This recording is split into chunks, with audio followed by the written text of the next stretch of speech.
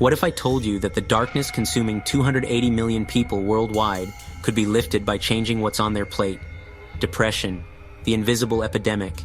1 in 5 people will experience it in their lifetime. Antidepressants help some, but for 1/3 of patients, nothing works. They try medication after medication, therapy after therapy. The medical term is treatment-resistant depression. The lived experience? Hell. Then in 2024, Stanford researchers tested something radical, something that sounded absurd. They told severely depressed patients to eat fat, lots of fat, almost no carbohydrates. Within weeks, patients who hadn't smiled in years were laughing. Brains that couldn't produce joy suddenly could.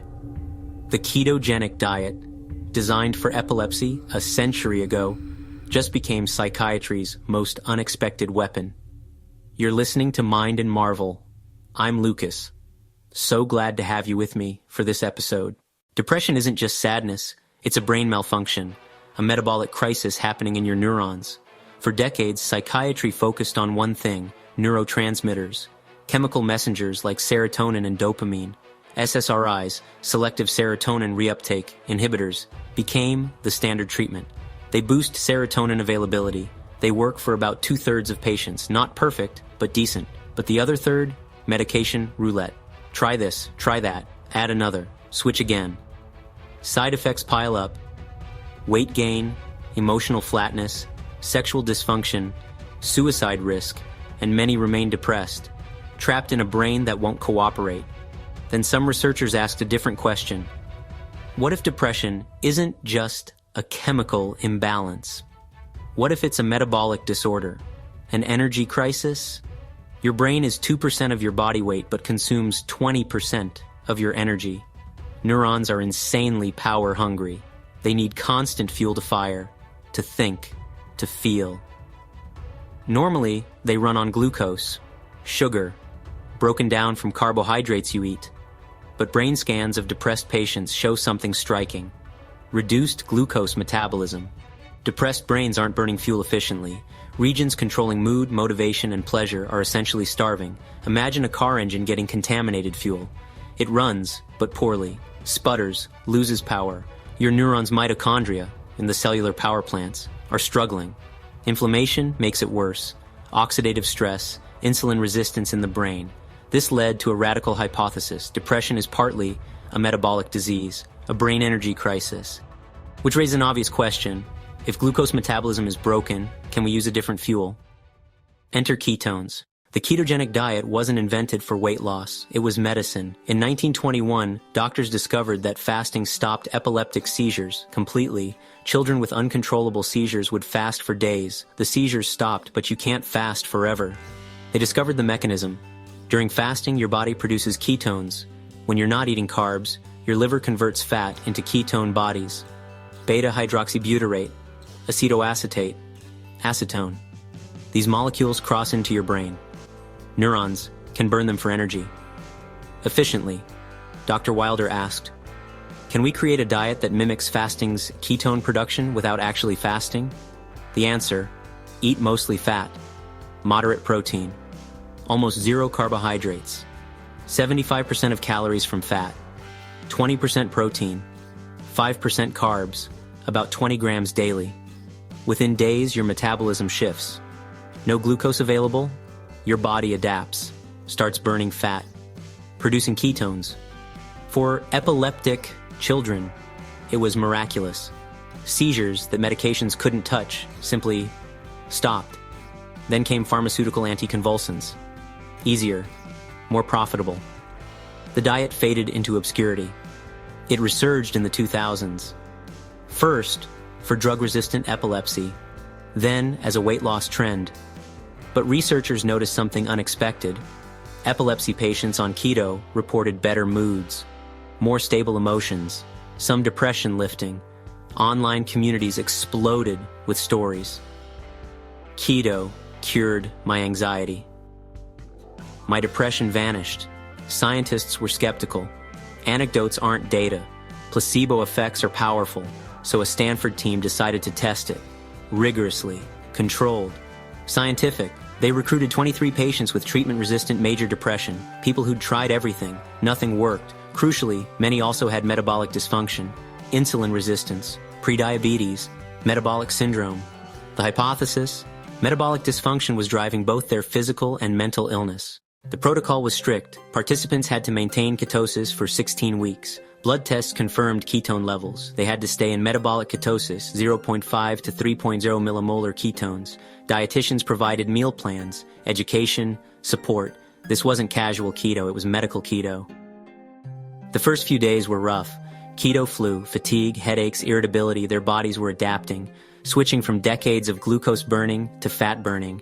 Then around week 2, something shifted.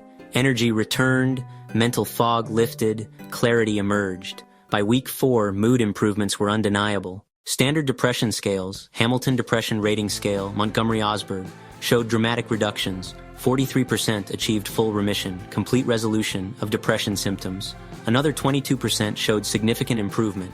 Combined, 2/3 of treatment-resistant patients responded. People who hadn't responded to anything. One patient hadn't left her house in months. After 6 weeks on keto, she was socializing again. Another cried, describing it. It's like someone turned the lights back on. But it wasn't just mental.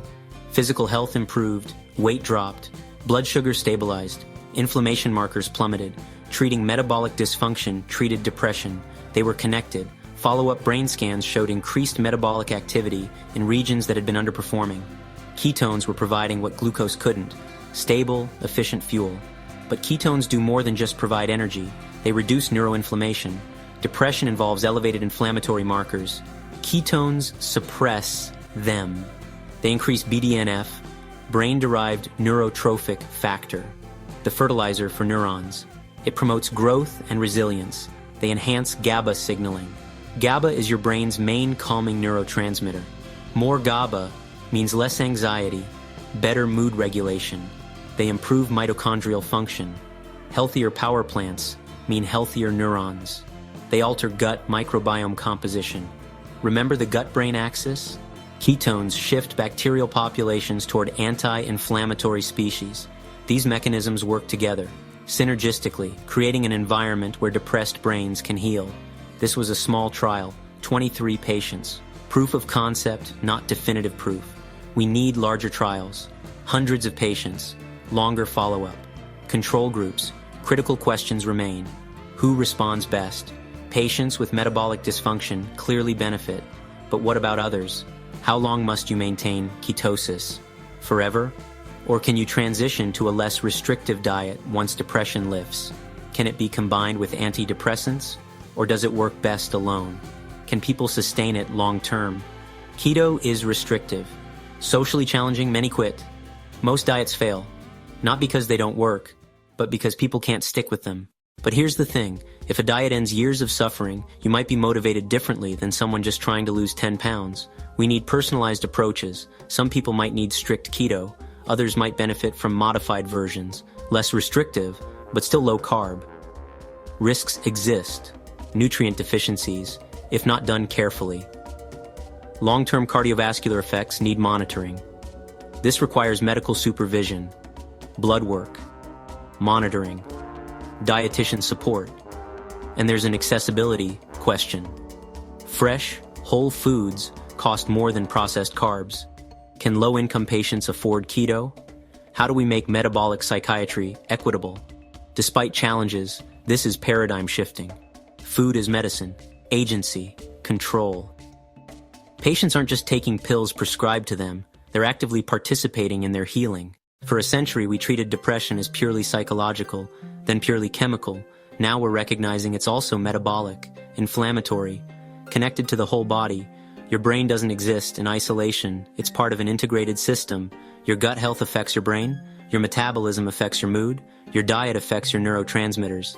The future of psychiatry is holistic, treating the whole system, not just symptoms. And sometimes the solutions are ancient.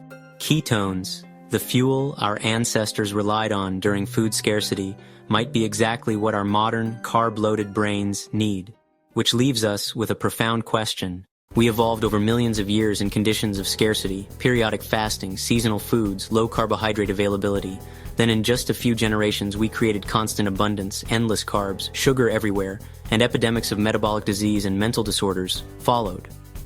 Are depression, diabetes, obesity, and other modern plagues simply our ancient biology rebelling against an environment it wasn't designed for? Can we heal by returning to metabolic states our bodies evolved to thrive in? Is the cure for modern illness ancient fuel? If this metabolic approach to depression fascinated you, hit that like button. Mental health breakthroughs deserve attention. Subscribe to Mind and Marvel for more discoveries where nutrition, neuroscience, and human resilience intersect. Drop a comment. Have you experienced mental health changes from dietary shifts? Should diet be a first-line treatment for depression? What role should food play in psychiatry?